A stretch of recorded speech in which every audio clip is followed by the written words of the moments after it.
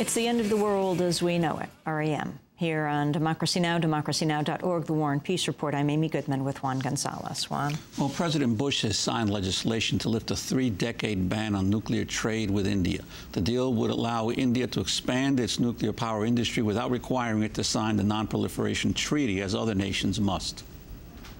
India will continue to build on its strong record of responsibility in operating its nuclear facilities. And India and the United States will cooperate more closely to keep the world's most dangerous weapons out of the hands of extremists and terrorists.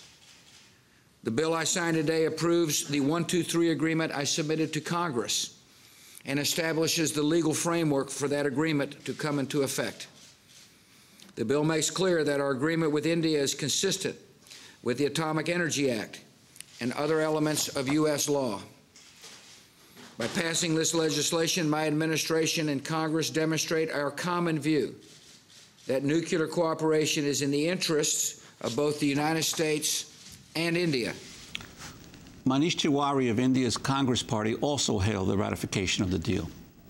Without compromising on our weapons program, without compromising on our fast breeder reactor program, without signing the NPT, the CTBT, or the FMCT, India has been able to access the entire spectrum of global civil nuclear commerce on very much its own terms. It is a historic day for India.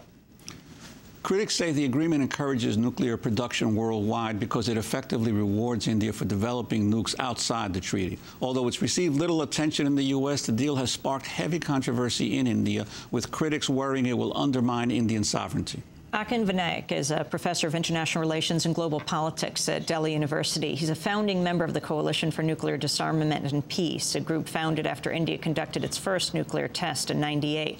Professor Vanaik joins us now on the line from New Delhi. Your reaction to the lifting of this ban? Well, I think it's a very sad day for India and the world. There are three aspects to this deal, and the consequences are negative in all three aspects. The strategic political dimension, in which India will now partner much more strongly than ever before the United States in its informal imperial project. Second, of course, it's a very sad day for all of us who are concerned about nuclear disarmament and the dangers of proliferation, both vertical and horizontal. And it's also a bad day for those who believe that nuclear energy is outmoded and must be replaced by renewable sources of energy, and that the direction of civilian nuclear energy is a bad one. The reports are that India is planning to build as many as 30 nuclear power plants. I would assume then that the Bush administration is also looking at the potential for business, for American companies to get involved in that. The commercial aspect from the United States point of view is secondary to the strategic political dimension. After all, as you know, the United States has not built a nuclear reactor since 1979 or something like that, after 3 Mile Island. And the French and the Russians are far ahead. The initiative for this deal actually did come from the Bush administration, not from New Delhi. And it was motivated primarily by the desire to consolidate and deepen the strategic relationship. As for the 30 nuclear power plants that India wants to build, at the moment it has about 14. In due course, it'll have 17. But 30 is still a long way ahead. And the economics of building nuclear power plants is, of course, atrocious, horrendous in so many ways.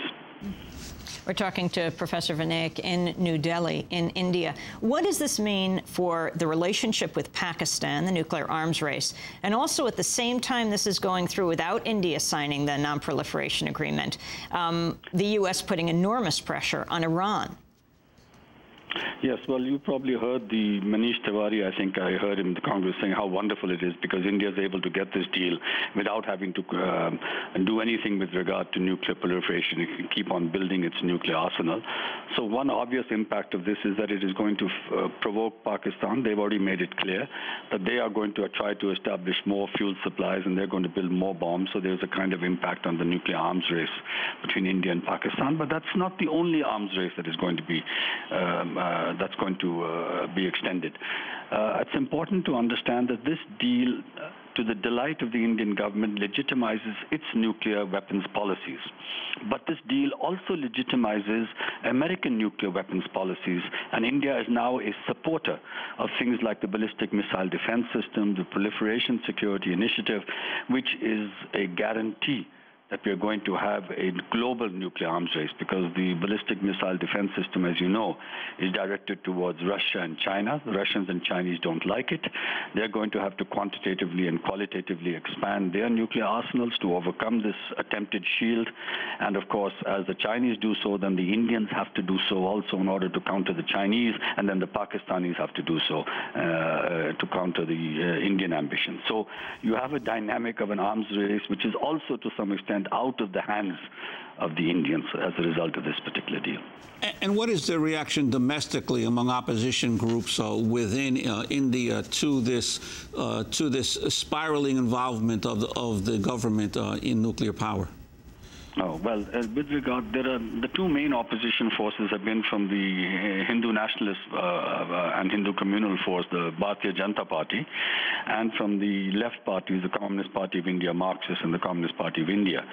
The opposition from the right-wing Hindu nationalist and fundamentalist party is basically that insofar as India was not going to test, then this could restrain India's development. But we, of course, are not like the left. We want a strong strategic relationship with the United States. This deal isn't quite good enough. That's their sort of criticism. On the part of the left, their preoccupation is in many ways nuclear nationalism, to some extent shared with the BJP, that why can't we test? We shouldn't have this kind of restraint. Of course, if India tests, then of course what's going to happen is that both in the nuclear suppliers group as well as in the United States, there would be huge problems in terms of the civilian nuclear cooperation.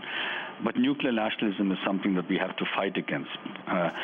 If we really want to move towards a world free of nuclear weapons and this disastrous situation that now exists, then we have to think much beyond this question of, oh, well, we are the nuclear goodies and the others are the nuclear baddies, and we, the countries that have nuclear weapons, are somehow the great guardians of the nuclear world order, and we are reliable and can be trusted. I mean, I find it astonishing that so many people worldwide are still prepared to swallow this. Achin Vanaik, we want to thank you very much for being with us, Professor of International Relations and Global Politics at Delhi University, founding member of the Coalition for Nuclear Disarmament and Peace, speaking to us from New Delhi, India.